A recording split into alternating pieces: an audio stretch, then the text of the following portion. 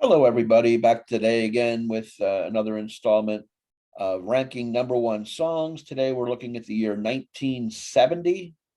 I'm here with Randy Nelson. Check him out, check his channel out. We've been doing this since 1965. We're working our way up to 1975. So we're sort of dead solid in the middle here. Finished the 60s, on to the 70s. 1970, there's 21 songs that made number one on the Billboard charts for this particular year. Four of them by the Jackson Five. So they came out of the chute on fire with four number one hits. I think their first four singles, if I'm not mistaken, all made it to number one. So we're going to rank these like we usually do. We'll go in groups for the beginning. Randy's going to do 21 through 16, then I'll do mine, and then he'll do 15 through 11. Back to me again, and then when we get to the top 10, we'll alternate each until we get to the end, and then at the conclusion, we'll have five honorable mention songs that we like to single out as favorites that did not make the number one position. So we just like to throw that at the end and throw some love to some really great music from 1970. So Randy, how you doing today? What do you think about this particular year here? I'm doing well. I guess this is the first year for a while that didn't have an instrumental make number one. That's right. Interesting. Maybe that's by the wayside now, but there's quite a few on here that I'm just not crazy about. They're decent songs, but I think there's so many other songs that would have been better suited to be number one song. But Yeah, the bottom or the top 4 or 5 are pretty good, I think. But yeah. Yeah, I like my top 10, but half of it, like you said, there are a lot of pop songs that were chart toppers that, I could take or leave. But let's get into it. You're going to do 21 through 16. all right, my 21 is actually a song I had on a hits of the 60s. It was kind of like a K-Tel thing. It had like 4 albums. So I remember hearing this song a lot, but as I got older, it means less and less. And it's Everything is Beautiful by Ray Stevens. Pretty simplistic. He's the guy that had all the novelty hits with The Streak, Ahab the Arab, Bridget the Midget, and a lot of ones that were not PC at the time. And I don't think they can make some of those in today's market. No, probably not. But like I said, this song's kind of sappy and cutesy, and you're really digging if you have to use a children's choir to kind of make your song. What this one does, and I think I liked it when I was a kid, but Yeah. as I've grown up, I like it less and less. That's my number 21. Number 20 is Make It With You by Bread. Another kind of syrupy song that is really about sex, if you think about it. They go out and say they want to make it with you, while a lot of other groups had to kind of disguise their sexual ideas and songs. But it's pretty, it's generic, it seems safe. And David Gates kind of has this soft croon. The guitars sound like almost it could be part of a country song, but it's what I call that soft rock or elevator rock, I might call it, or elevator pop. And I'm just not crazy about it. And so that's my number 20. Yep. My number 19 is another one of those I might call elevator pop, and that's Raindrops Keep Falling on My Head by B.J. Thomas. The song won a Academy Award for Best Song in the movie Butch Cassidy and the Sundance Kid. And if you look in the movie, it's like Paul Newman's riding around with Catherine Ross on their bicycle, but it's not raining. I don't know how that song really fit in the movie. But B.J. Thomas had a couple hits earlier. He had a number 5 in 1968 with Hooked on a Feeling. He had a number 8 in 1966 with I'm So Lonesome I Could Cry, the Hank Williams tune. But this is kind of an average pop song from a great movie. And it was written by Burt Bacharach and Hal David, and it does sound kind of similar to me, like This Guy's in Love with You that Herb Alpert did. It's number 19 for me. Number 18, another one of these I would call elevator rock, and that's They Long to Be Close to You by the Carpenters. Kind of soft rock soft rock's not doing too well on my list. And this, Carpenters were signed by Herb Alpert, Richard and Karen Carpenter. Karen Carpenter plays drums, but she does not play drums on this song. It's Hal Blaine from the Wrecking Crew that plays drums on this. And I guess this has earlier been recorded by Richard Chamberlain and Dionne Warwick. Yeah. That was not hit with them. It's kind of a light piano tune. Karen Carpenter's got the sweet singing voice. And it's about an amazing person that why do birds suddenly appear whenever this guy walks by? But I don't know. It's just not in my wheelhouse, these what I call elevator pop songs. And that's number 18. 17 is Diana Ross and Ain't No Mountain High Enough. Her first number one is after leaving the Supremes. Nicholas Ashford and Valerie Simpson wrote it, who later became Ashford and Simpson, and they had some hits of their own. But I don't like how it's got the spoken word and then saving the chorus to the end of the song with all this orchestration and build up. If you want to hear it, this is a good song, and if you want to hear it, go hear Marvin Gaye and Tammy Terrell's version of it, which is really good. But I don't really care for this one that much. That's my 17. 16 is pretty kind of a bubblegum song, but it's kind of catchy, and I do kind of like it. And it's I Think I Love You by the Partridge Family, which I guess they were originally thinking about doing a movie or doing a TV show with the Cowsills, but I guess none of them could act. So they made up this Partridge Family TV show with Shirley Jones and David Cassidy were the only ones that were actually sang on the Partridge Family songs. Danny Bonaducci, what's his name? Danny Bonaducci, yeah. Bonaducci and Susan Day were just actors. But right. So this is we got about a little bit of Baroque pop, and it's actually got the harpsichord, which I guess I like the harpsichord in pop songs. Yeah.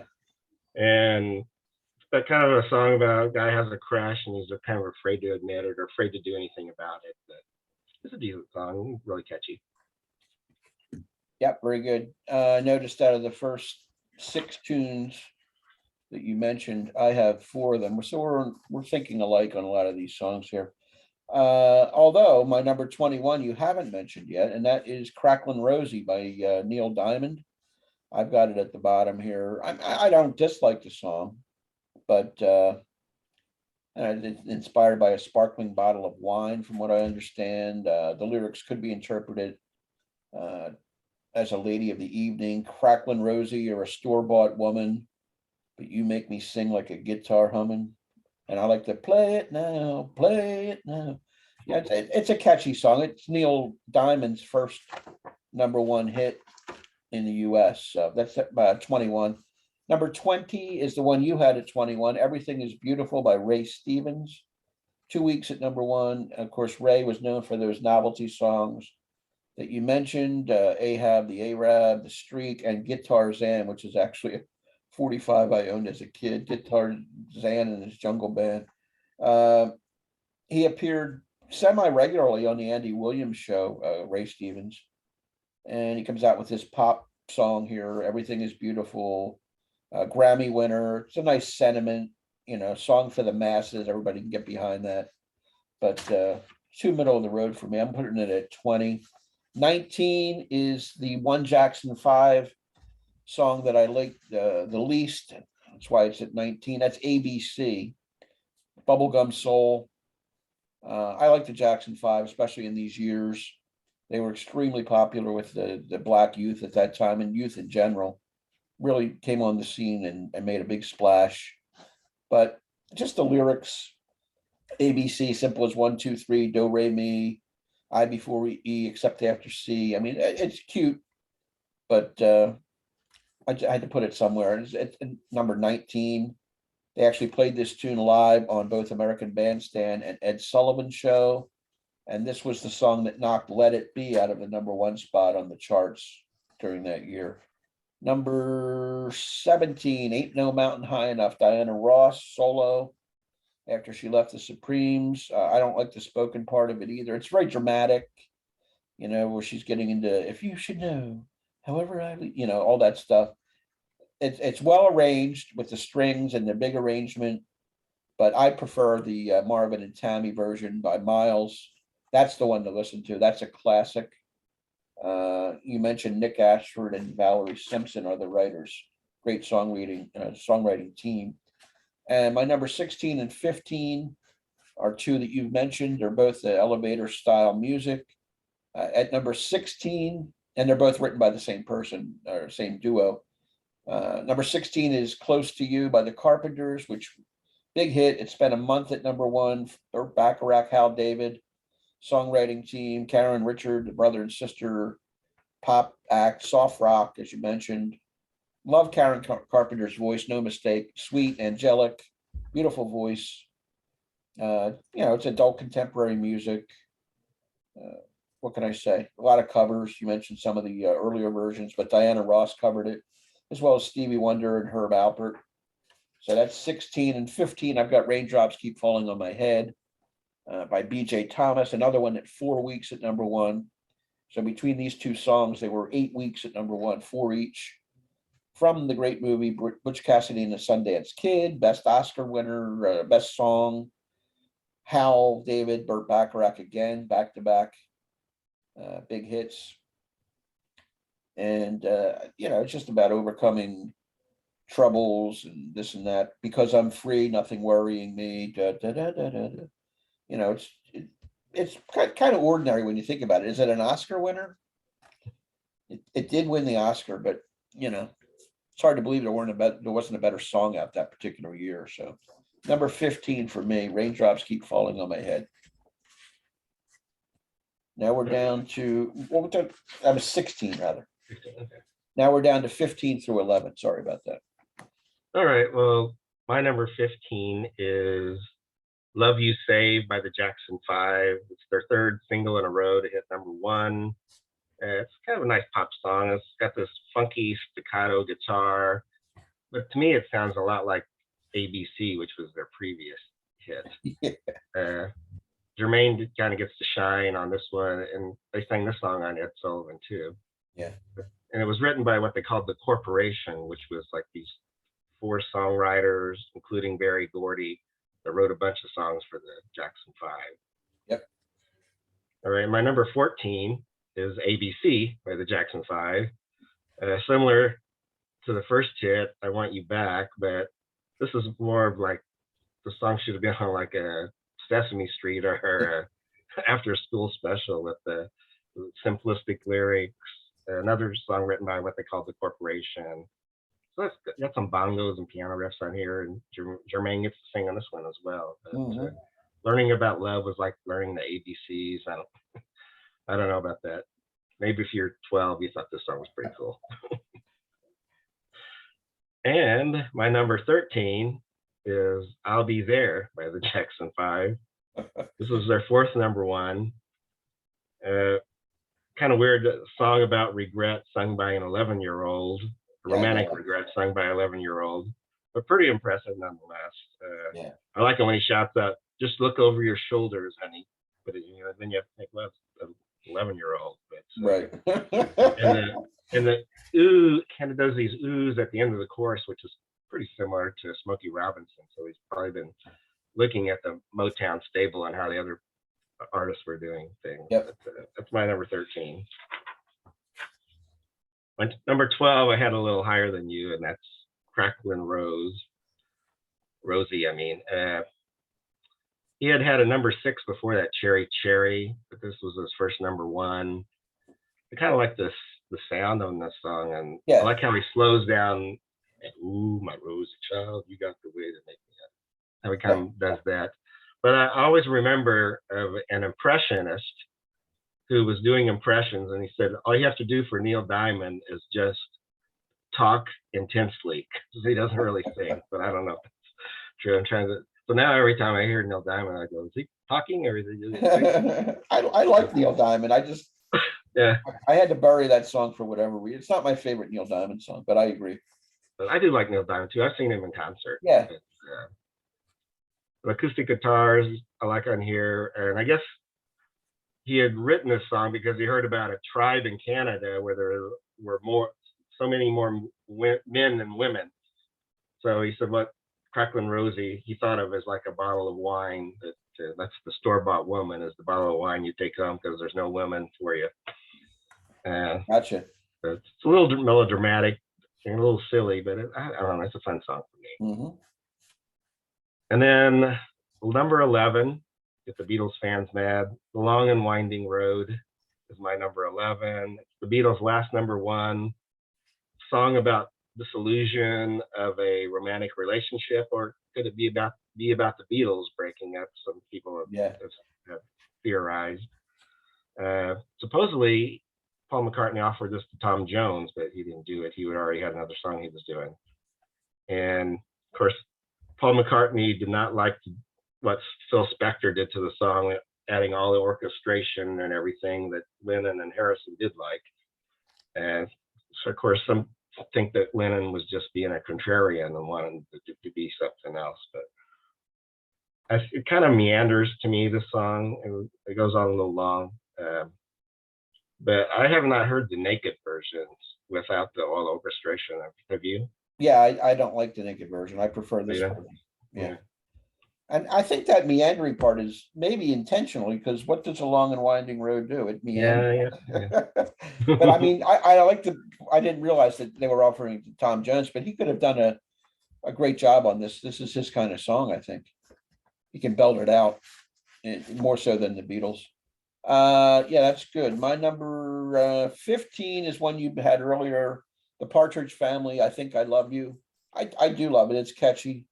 And yeah, I used to watch that show. I think it came on Friday nights back in the day. And David Cassidy, Shirley Jones, Danny Bonaducci, all the guys you mentioned here. Based loosely on the Cowsills. They're recording in their garage and then hitting on the school bus tour, multicolored school bus. It's pure bubblegum pop, but for that time period, it's one of the better bubblegum songs out there, I think. I really like it. Number 14 is the Bread song, Make It With You. Of course, pure soft rock, elevator music, generic, all the things you mentioned. But Bread is one of my 70s guilty pleasures as far as band. I really like these songs that David Gates wrote. I mean, I know they're sappy, sentimental love songs for the most part, like If and Baby I'ma Want You, and the list goes on. But I like the simplistic lyrics and the voice he gives here. Dreams are for those who sleep. Life is for us to keep. And if I really want to see it through, I want to make it with you. And it is about having sex. There's no question about that. At number 13, I've got I'll Be There by the Jackson 5. Big hit, their fourth straight number one, 5 weeks at number one. And it is kind of weird that an 11-year-old is talking about this subject. I don't think they thought about it back then, but now looking back, it's kind of bizarre. But Michael Jackson does a great vocal on this record. I mean, there's no getting around it. You could tell at that age he was going to be a major star. I mean, he was only on the scene for less than a year, and already he's got 4 number one hits, him and the band. And I like the ooh, ooh, ooh, ooh at the end, and just look over your shoulder. All that stuff works. So somebody was coaching him right, or else he just had those instincts. Number 12 is another J5 song here, The Love You Save. I like this because of the way Michael and Jermaine share the lead kind of back and forth. Jermaine, has got a huskier voice, and Michael, of course, with the higher pitch. Bubblegum soul. And I like the lyrics, it's talking about somebody in a relationship. Stop the love you save may be your own. Darling, take it slow, or someday you'll be all alone. I'm the one you need. That's just the Jermaine part. I'm the one who loves you. I'm the one you need. Those other guys will put you down as soon as they succeed. They'll ruin your reputation. They'll label you a flirt. The way they talk about you, they'll turn your name to dirt. And it's a catchy song. Number 11, Thank You for Letting Me Be Myself Again. Sly and the Family Stone. funk, pop, integrated kind of multiracial unisex band. You got women in there, you got white guys, mostly black guys. They work together beautifully. We mentioned this before with Everyday People and some of these other songs they had, but I like this song too. I like their whole string of late 60s, early 70s. And there's references to previous Sly and the Family Stone songs in here, like Dance to the Music, Everyday People, and Sing a Simple Song. He works those lyrics into this particular tune here. Thank you for letting me be myself again. Number 11. So now we're into the top 10, and we're going to go one at a time. At number 10. At number 10, this is a song I like a lot. Maybe I should have had it higher because I do love the beginning of it, especially. That's Venus by the Shocking Blue. Yeah. It's a Dutch band. They were known as a one-hit wonder. They actually had two other songs hit the top 100. They just didn't make it into the top 40. But the weird thing about this is they had a lot of hits in the Netherlands where they were from, but this song only made it to number 3 in the Netherlands. You know, they've had some other number ones in the Netherlands, but they didn't. This didn't make it number 1 there, I'd say. But the strumming at the beginning part, a little bit like Pinball Wizard in some ways. But yeah. But I like how it goes into that cool organ riff. And Mariska Veras, I love her delivery on this song. She's kind of snarling in some of her words, and it's got the great hooks. Bananarama took the number 1 later. Theirs is more synthy, and I prefer this version. I think it's the best. Yeah.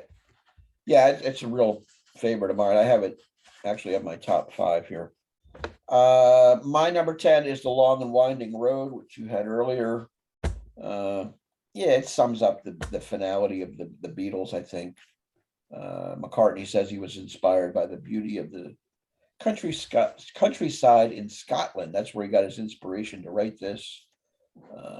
I didn't know about the Tom Jones thing that you mentioned, but that's a cool tidbit. And this appeared on the Let It Be album, which was their final album release. So, and I like the orchestration behind it, whereas the Naked one it's a good song. It just doesn't work. This is the right mix, I think, for that song. All right. My number 9 is My Sweet Lord by George Harrison. Kind of a search for spirituality, the longing for a connection to something holy or the one. And I love how it goes Hallelujah with the backup singers, and then later on they go Hare Krishna. But I guess some churches started using this song, but they cut out the Hare Krishna part. It was just Hallelujah.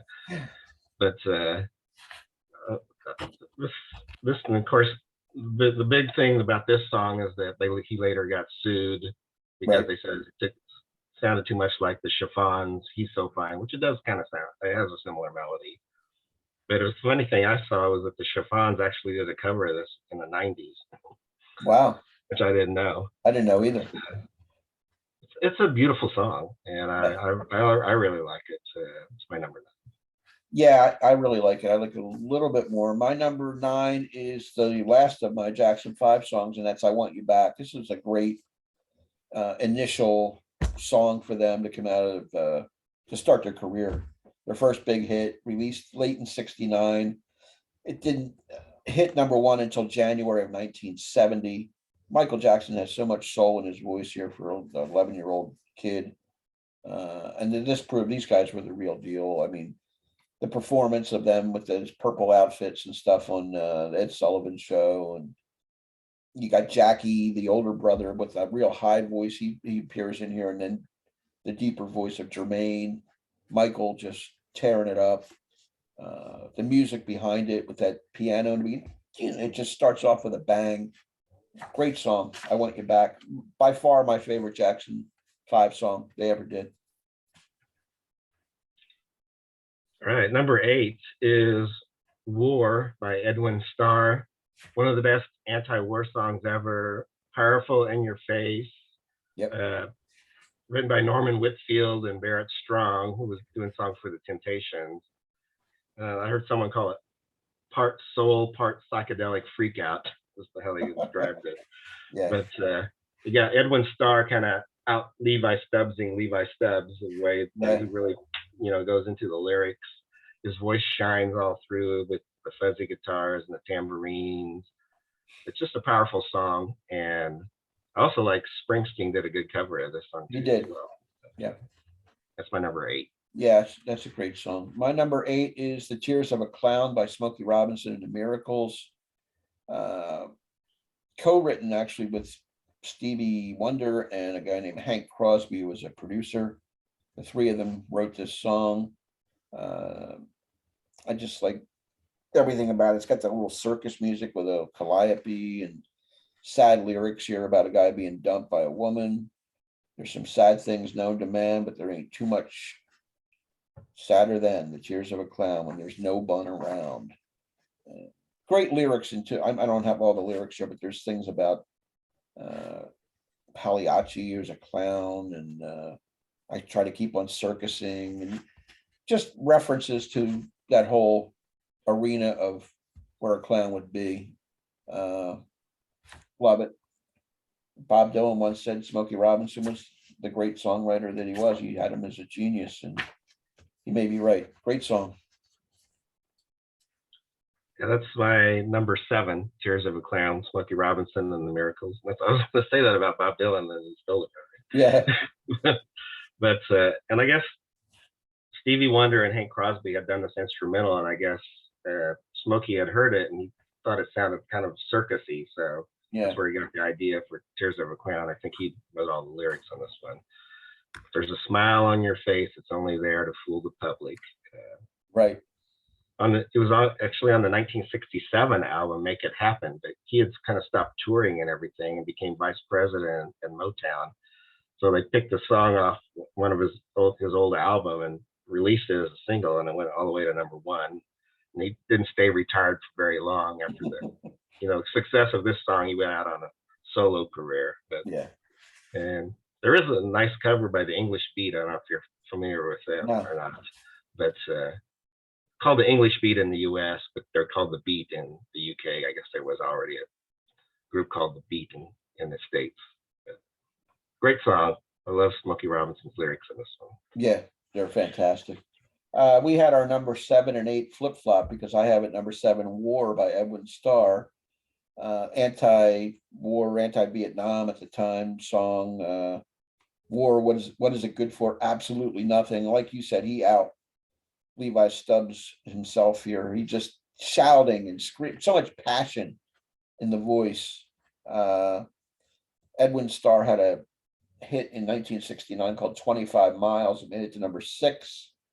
This went all the way to the top. You mentioned the Springsteen cover on that live 75 to 85 box set that he put out. And he does do a good job on it. But there's something about this original by Edwin Starr that is phenomenal.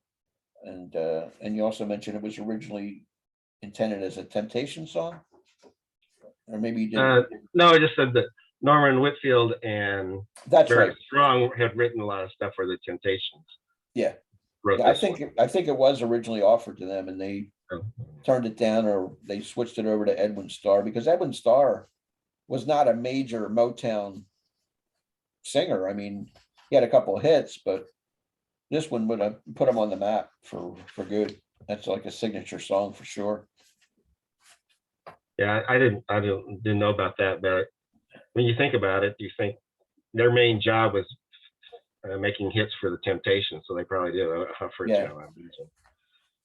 But all right, my number 6 is one you had a little earlier. "Thank You," and then "For Letting Me Be Myself." Again, how they spelled this was pretty kind of wild. Like phonetically, it's almost, yeah. Sly and the Family Stone got this funky groove, but there's a rebellious tone in the music.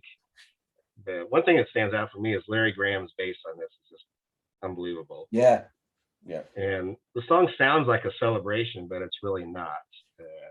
I think the hope of the everyday people had faded for Sly Stone, and he was getting big into drugs at this time period. yeah. But and there's a line in there toward the end where he goes, dying young is hard to take, selling out is harder. So I think he kind of lost a lot of the feelings he had when he made Everyday People in the song. Yeah, It's a good song still. it is. Yeah, and they were sort of, you know, by 1970, they were sort of crestfallen in their career, I guess. Most of their stuff was late 60s. They had this, and they had Family Affair a little bit later, but maybe it was the drugs and the things he was getting into off stage and stuff, but they were never the same after that. My number 6 is the Three Dog Night Band here. Mama Told Me Not to Come, written by Randy Newman. Great song. A first person account of walking into one of these wild parties in, I guess, Hollywood or LA or whatever. You got the loud music and the pot smoking and the whiskey drinking. And he says at one point, some things I ain't never seen before. Mama told me not to come. That ain't the way to have fun. No, just fantastic. I didn't realize that there was actually an earlier version by Eric Burden, which I've never heard. But Three Dog Night owned this song. Of course, Three Dog Night were there are three voices: Corey Wells, Danny Hutton, and Chuck Negron. They all took turns taking lead on many of their hits, and this is Corey Wells singing lead on Mama Told Me Not to Come. A really good song from 1970. Number 6 for me. All right, that's number 5 for me, is Mama Told Me Not to Come, Three Dog Night, which Three Dog Night gets a lot of flack for it because they didn't write their own material and Right. that kind of thing, and then made pop hits out of other people's songs, but they sure picked a lot of great ones. And a lot of people that were early in their career, it was like Hoyt Axton, Harry Nielsen, John Hyatt, Laura Nyro, and Randy Newman here. Yep. And this is actually like a minute more than Randy Newman's version of the song, as they kind of create the party scene at the beginning and kind of stretch it out some. But about a square kind of going to a drugged out party that he's not really ready for. Corey Wells, like you said, was singing lead on this. Love the World So Organ on this one. Yes. But I guess Randy Newman at first didn't care for it that much, but then later he called Corey Wells up and said, "Thanks for putting my kids through college." Yeah. So moneymaker for sure.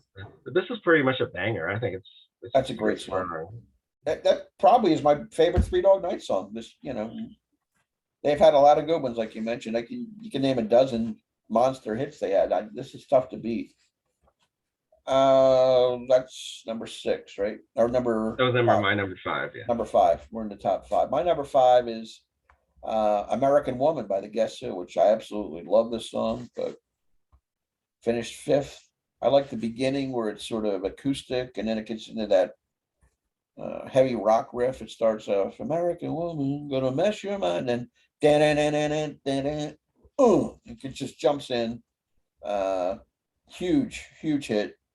It's a comment on American big cities. I don't need your ghetto scenes. I don't need your war machines. These guys were from Canada. They're talking about what's going on in the States, I guess. The American Woman. You got Burton Cummings with that incredible voice.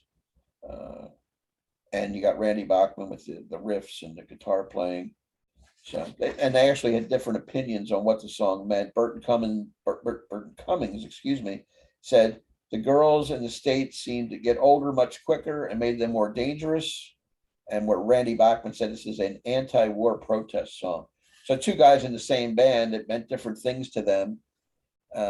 Still, nonetheless, you put it on, it's a rocking song, "American Woman." That's my number 4, "American Woman" by the Guess Who. You said a lot of things I was going to say about it. Sorry. It's okay, but it may be the hardest rocking song ever to make number 1 up to that point. Got the great opening riff. And Burton Cummings, like I said, he could morph into any type of singer you wanted. He could do the great blue-eyed soul ballad. He could do this rocking tune like that, and you could just do a thing, nice pop tune. But I think I heard both those things about what the song is. It may be a little bit of our Canadian neighbors looking at us with a little mistrust. I think so. But it didn't affect its sales because it came #1 in the United States. And what Lenny Kravitz, I think, had a hit with it later, much later. My number 4 is Venus by the Shocking Blue. The Dutch band that Mariska Veras you mentioned has that sultry kind of look when you see a video of her with the long dark hair, and pretty good singer, man. This is like psych pop. There's a sexiness to it, killer riff, the beginning with that strumming. It grabs you right away. I don't know anything else that Shocking Blue did. Like you mentioned, they only had 2 songs that cracked the top 100. None of them made the top 40. But this is an all-time classic for me. That's why it's so high on my list at number 4. Yeah, I just recently got the best of the Shocking Blue, and they got some pretty cool songs in there. Never Marry a Railroad Man was one I thought was pretty good, which was, I think, the #1 hit in the Netherlands, but not here. But does she sing lead on everything? I mean, that's what she does, right? Yeah. And she died fairly young too. Yeah, I had that in my notes. She died at age 59. But yeah, she was a great singer, I thought. Yep. All right, my number 3 is one, I guess I got a little higher than you do, but I Want You Back by the Jackson 5. It is my favorite Jackson 5 song. It was their debut song and it hit #1. Dave Marsh, guy used to write for Rolling Stone and wrote several books, called it the greatest record ever made by a singer who had yet to reach puberty. It's the truth. Like the piano, you got the piano run, the scratching guitars, and the strings, and this amazing bass line. That's before Michael even starts singing. So the music on this song is really cool too. There's been some disagreement of who's playing the bass. James Jamerson, who was with the Funk Brothers, said he did, but the others have said that no, it wasn't him on there. So I guess we'll never know who exactly was playing bass on the song. And this is just about a girl being neglected, and he wants her back. A version that I love is Graham Parker and the Rumor do a great version of this song. I don't know if you've ever heard that one or not, but didn't know that. Oh, yeah, this is a great tune. Yeah, for and Dave Marsh put it well. I mean, I can't think of anybody else that had a monster hit like that before puberty. Maybe Frankie Lyman and the Teenagers way back, but my number 3 is My Sweet Lord by George Harrison off the All Things Must Pass album.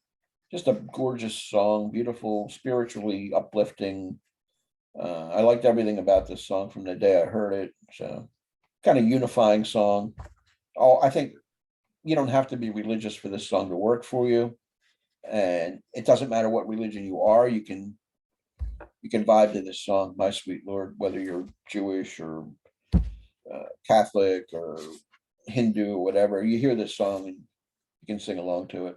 And I think that was George's whole message. We're all human beings, we're all in this together type thing. That's what I take out of it anyway. And I love the song. Number 2, back to the number 2 and 1. All right, number 2 is Let It Be by the Beatles.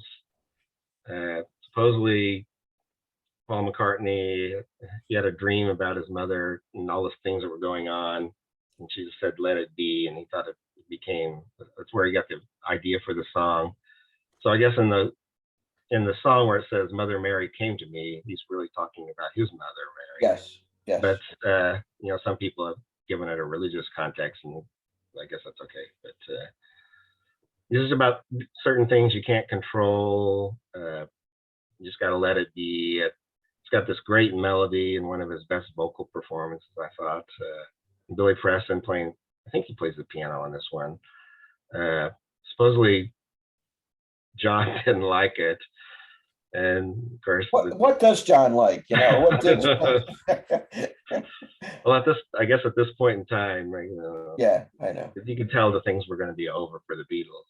Yeah. But he didn't like it, and of course Phil Spector came in and put his stamp on it, and then George Harrison's guitar was added later. I haven't seen the whole Get Back documentary to know all the stuff that was going on when the song was done. Yeah. But I guess McCartney didn't like the added orchestration. But I love at the beginning, and that's not till toward the end when all that stuff happens. But I love the kind of plaintive piano on this one, and I guess Aretha Franklin actually had a version that came out first because it took them a while to actually get the song put together with the Beatles. And so I got last night. I got the CD out. I was going to listen to Aretha Franklin's version and see what I thought of it. And for some reason, and I didn't go to YouTube and look. For some reason, it would skip that song. It wouldn't play "Let It Be" by Aretha Franklin. Wow. That's so something's wrong with my disc. I have to clean it or something. But so I still don't remember Aretha's version. Yeah, I have "Let It Be" also at number 2. Just an epic track, and all the things you said about the dream. And in my hour of darkness, she is standing right in front of me, speaking words of wisdom. That's his mother, and who had been deceased for a number of years. I think she died when Paul was 15 or 16, and he was in his late 20s when he wrote this. I like the killer guitar solo by George as well. Adds a lot to the song. But yeah, we hit on our numbers 2 and number 1. I think it's the first time that happened for us so far. Yeah. So number 1, "Bridge Over Troubled Water," Simon and Garfunkel.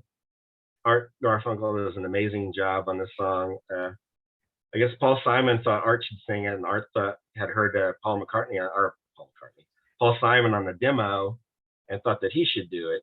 But I think Paul made the right decision and having Art sing it. But then some people said that every time they would sing it in concert, Paul would kind of stand back, and then Art Garfunkel gets to sing his great song that he wrote. Yeah. But it's got kind of a gospel element. It's got the unadorned piano that just goes all through the song until they kind of pile some instruments on at the end. But it's just beautiful. It's just like piano and Art's voice for most of the song.